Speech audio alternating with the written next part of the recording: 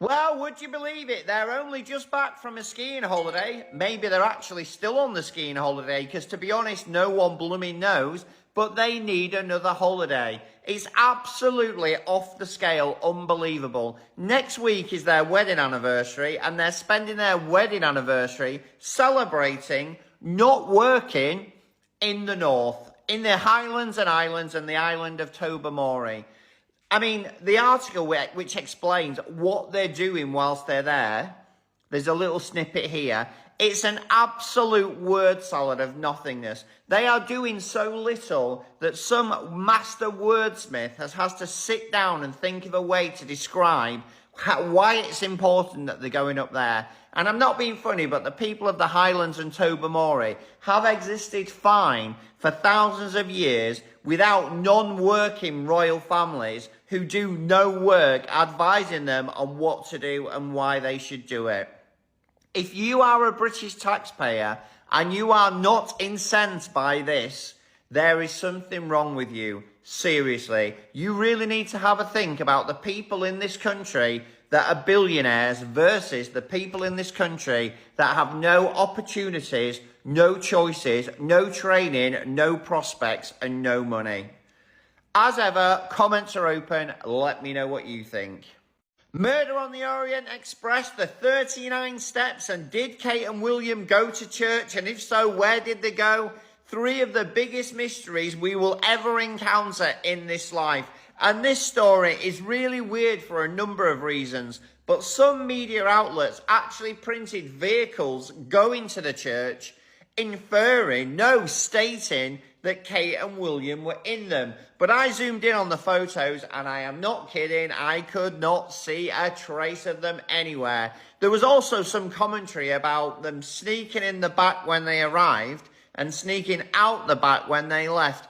I just don't buy it. There's not one piece of me, even this little finger, that feels that this story has any truth to it whatsoever. Why wouldn't they be seen by the public? Why are there no photos from anybody else that actually saw them? Why is the story just not credible? Comments are open. As ever, the disappearing duo strike again. It's like a Scooby-Doo story. Let me know what you think. Have a brilliant day.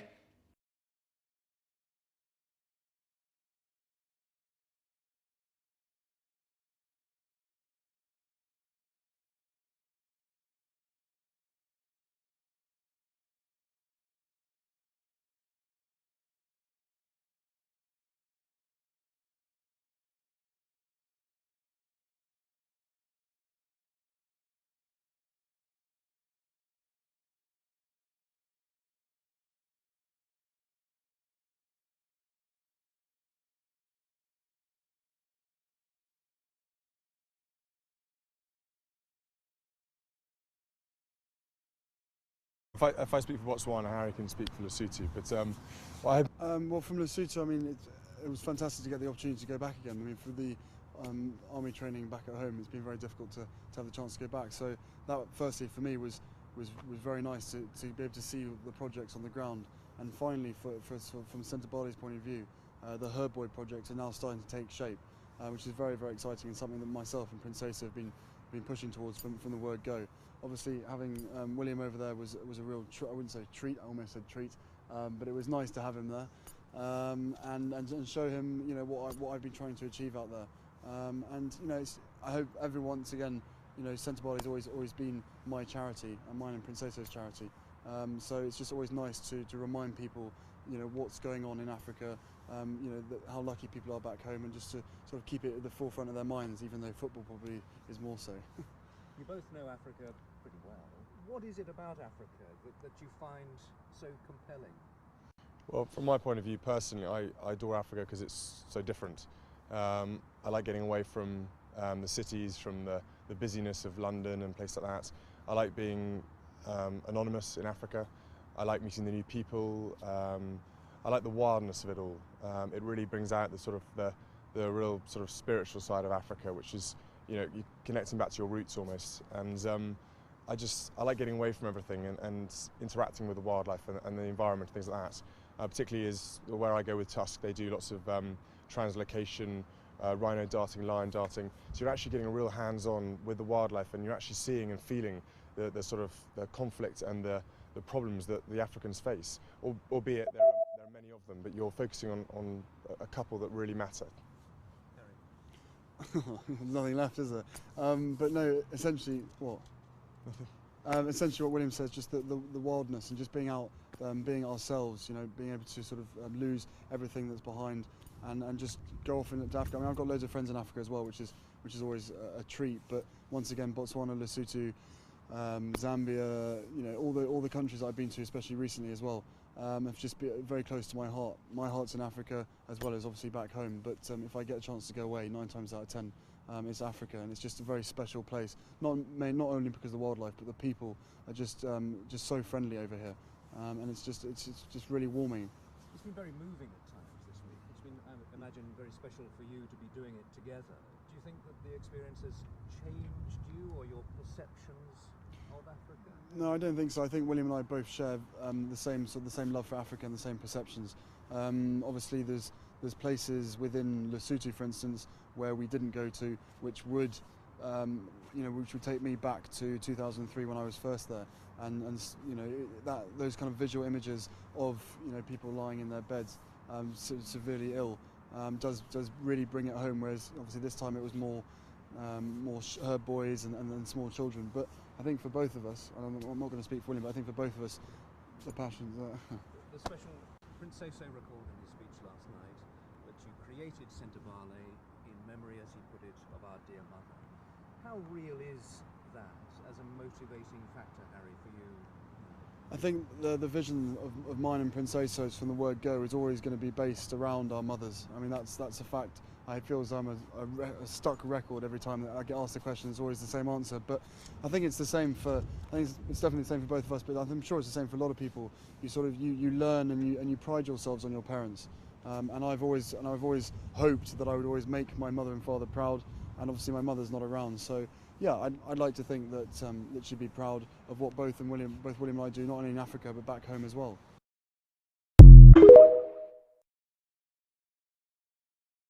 I have made the realization, though, Meghan, we may not win in our lifetimes. Meaning what? Meaning that I might die with women having less rights than they had when I was born. That we may not see a female president in my lifetime. That your daughters, my nieces, may still be fighting the same fights that we're fighting. And for me, that was a really hard reality to face in midlife, because we went through all the things we sacrificed to our health, our family, and we have to say, God, is it worth it? Like, what is the point? What is the point if we keep dismantling progress? And I think I've realized that probably me, you, were put on this earth just like those suffragettes to just keep hope alive. Keep fighting, keep pushing, because yeah, that's the point. You lose, and then you win. Yes. Right? You lose, and then you win. And sometimes just when you think you're about to win, oh, man, did that hurt, because that feels like quite a loss. But you just keep going. Y'all, I'm watching the new Meghan Markle show with Mindy Kaling, like this episode. It's so cute. Y'all are so dramatic and racist. Because this is like any show that I watched on the Food Network with the white women back in the day. Like Ina Garten, not really Rachel Ray. She was kind of like a hot mess. Sandra Lee kind of vibes. So like, what's wrong with it? Y'all are racist.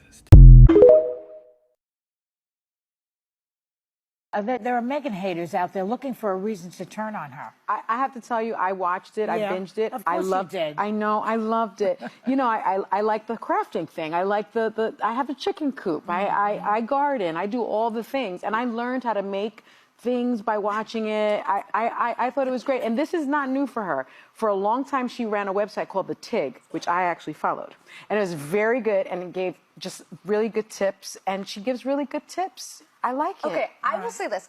I never thought I'd be the person watching With Love Meghan and wondering what time Home Goods is closing because I need to get there. Watching this show with Meghan Markle has done two things.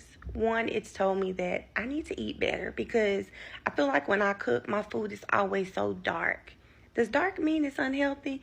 It's kind of giving that. The food that Meghan is making on this show, it's also bright, so light. It looks so beautiful. I need to expand my palate or something, okay? Two, I've been a bad hostess. I've been serving people on paper plates, and Meghan would never. Meghan would never. When I say the way she lays out things for her guests, it's definitely a love language. Her friend Daniel said something. I think he says she's doing things with intention. I've never felt so bad when it comes to hosting in my life until watching this. I am so thankful to watch this show. And I'd imagine this is what people felt like watching Martha Stewart.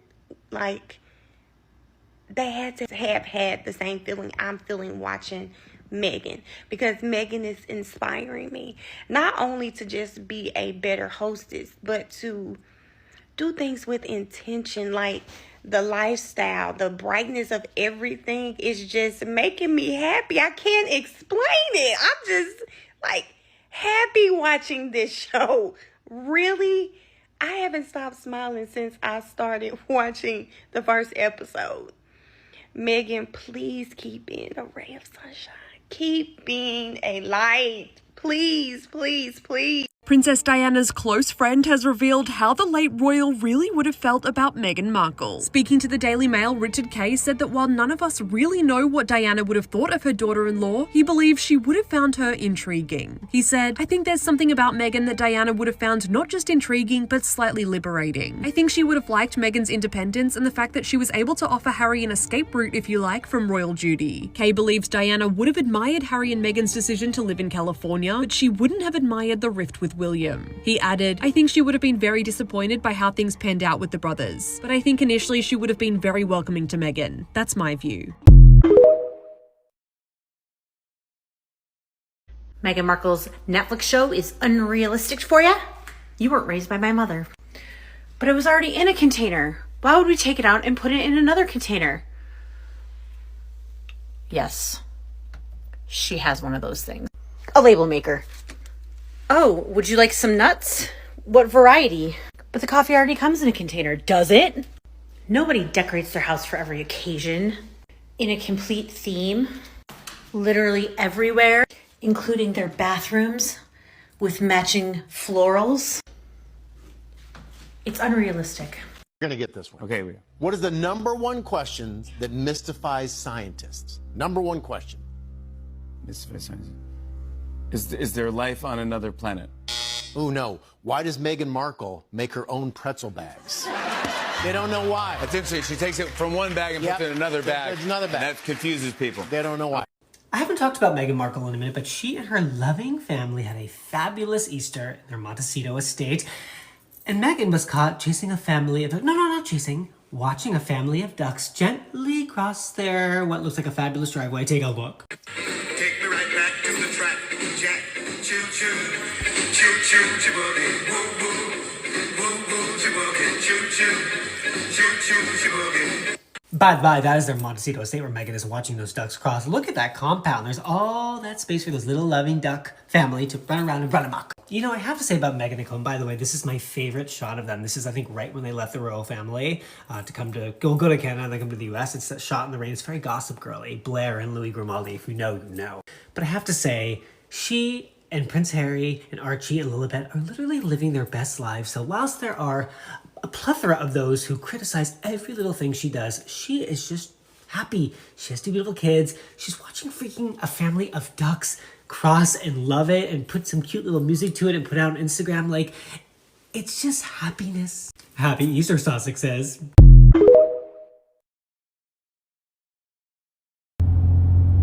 Hello, my people, Lady Rose here. To all my new subscribers, you're welcome, and my returning subscribers, you all know I love you. Guys, you know, I've been laughing, you know. Because these people, they don't really know who they're talking to.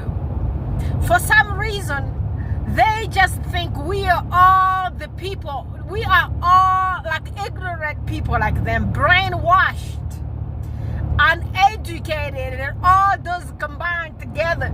So they kind of think people out here are imbeciles. But the truth of the matter is, they work with imbeciles, with ignorance and uneducated, all those stupid people like Jason Nuff. Those are the people who are on their PR teams.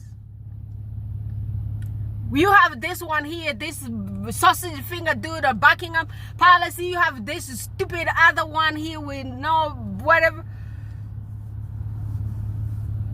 Jason's boyfriend, allegedly. You have this one here with Kensington, stupid group of people. It's just so sad though. So y'all saw them telling y'all guys these people went on vacation. Meanwhile, we saw that a helicopter. And people who were filming that video, I removed the sound. They were wishing Mambaton Happy Easter. Mambaton flew by herself on that burgundy helicopter that I told y'all guys they're gonna blame for everything very soon.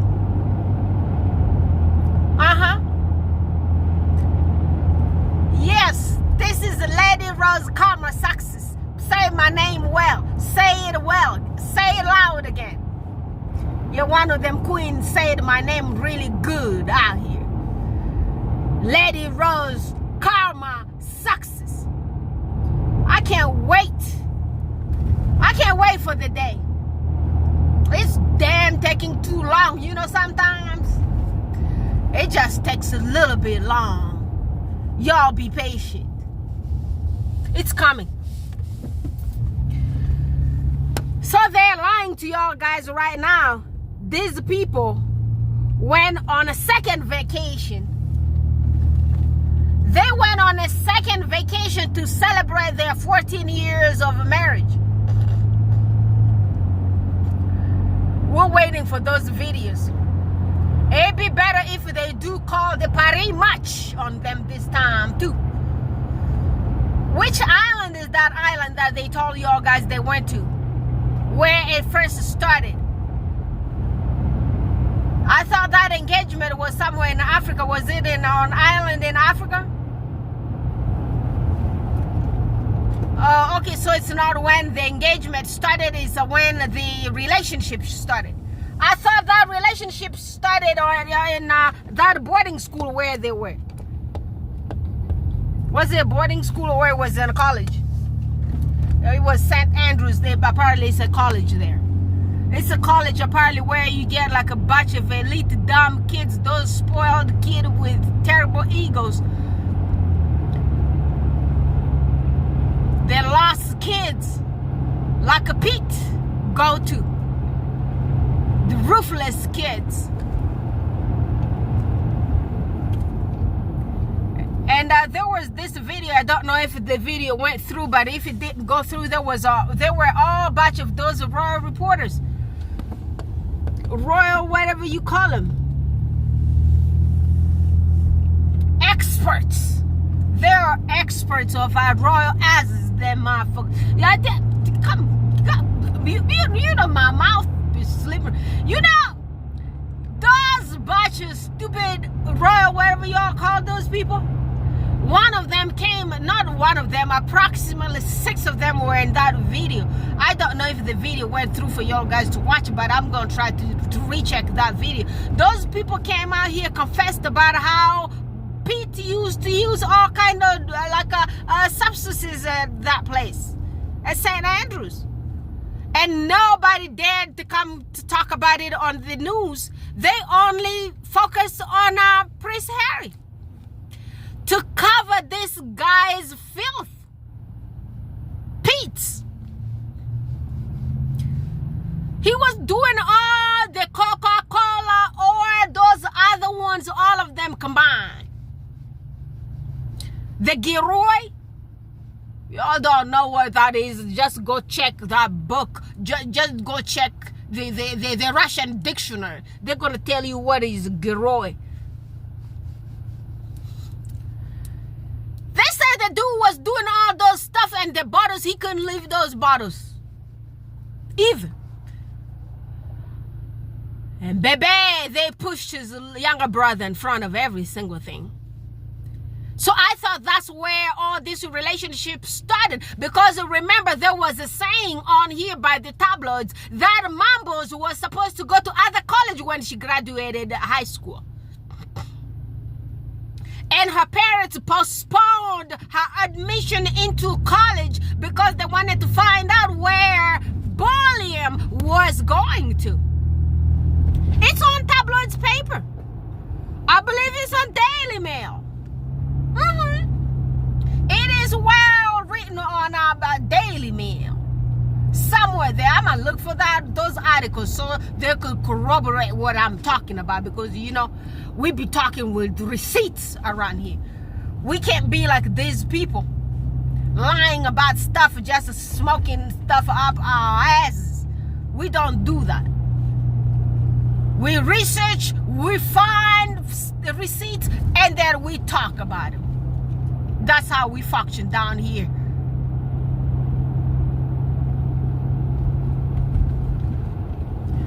They say Mabos graduated high school. The mother was trying to look through all the papers in the UK. She got subscription for every single Denver Post, wherever Boulder Post, Golden Post, wherever Loveland Post, all those posts, you name all them posts together. She got subscriptions because she wanted to know where the prince was going to go to university, because she trained her kid to climb that ladder. She wanted them to hook up.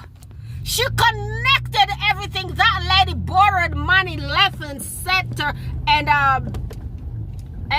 right to build that party pieces, because that bitch used to serve crackers on the British Airlines. She was no rich, even though she came from long line family of hustlers. Goldsmith from Australia, from Sophia Goldsmith. Those people were thieves back then in Australia. Those people got deported. They call it deportation from England to settle them, to send those criminals from the UK. They sent them back in the day to Australia.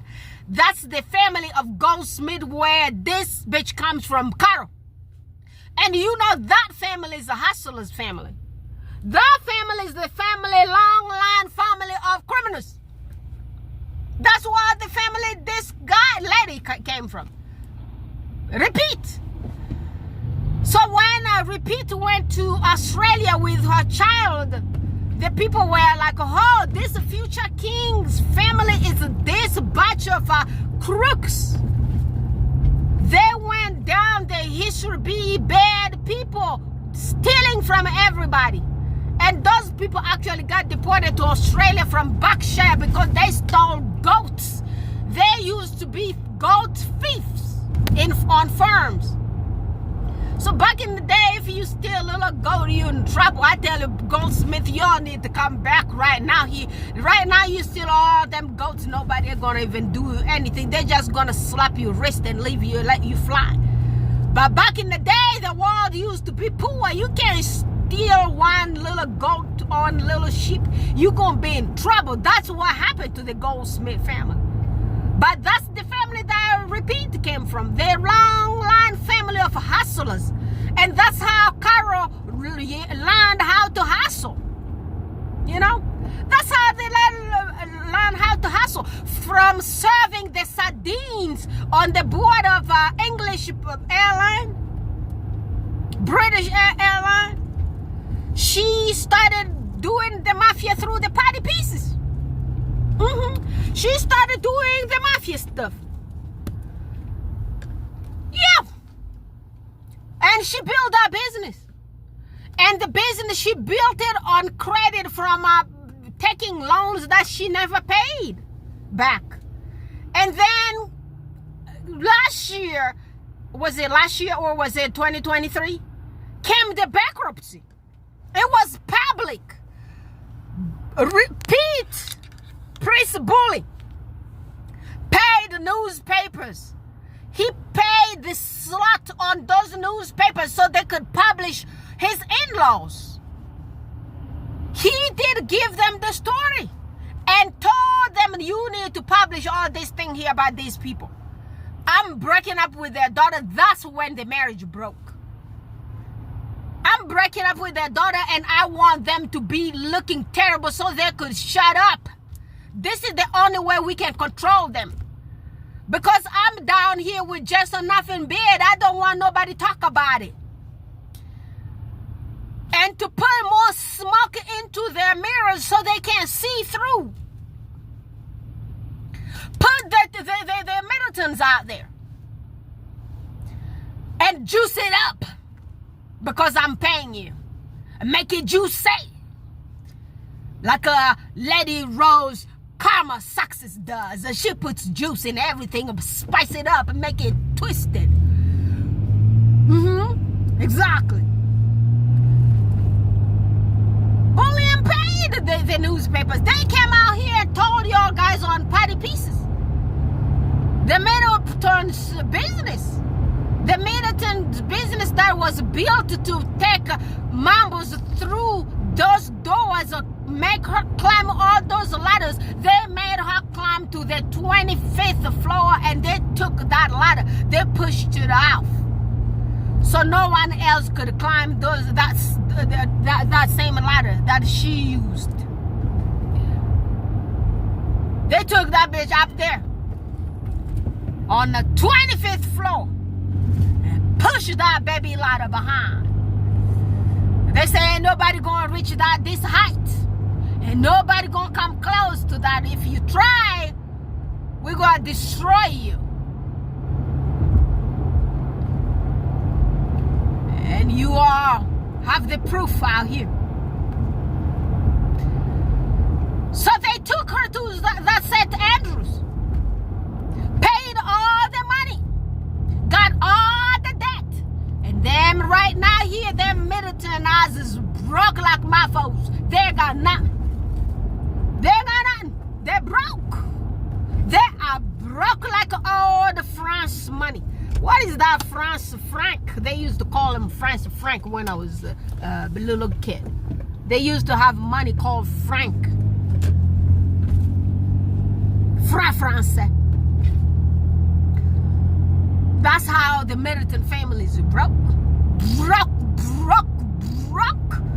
They put them on all the papers and went and sealed the building where their business was located and everything and put them on the news with terrible notice. They sabotaged them. They're gonna sabotage you. They're gonna believe you. Remember that, auntie? They're gonna sabotage you. They're gonna believe you. That's how they did it to Middletons. They sabotaged them. They believed them. They believed them. I tell you, they did them. They twisted these people. I tell you now.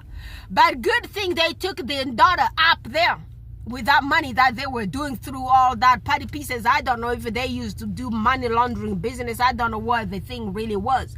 Because everything that they said about those Party Pieces, all little tiny party supplies, all little tiny plate, the paper plates and all those plastic forks and all those napkins, I don't see those ones to generate any kind of money to put nobody through St. Andrew's school. Because that school is the elite kids school. That's where these Pete went, because you all know Pete's great sold the world. They sold their souls and sold everybody out here to earn what they have, and what made that family capable of taking their daughter to that place there and put her through school and got her on that ladder to the 25th floor. So right now here they telling y'all guys those two went to revisit where it all started. but I just narrated to y'all guys where it all started. If you know, you know.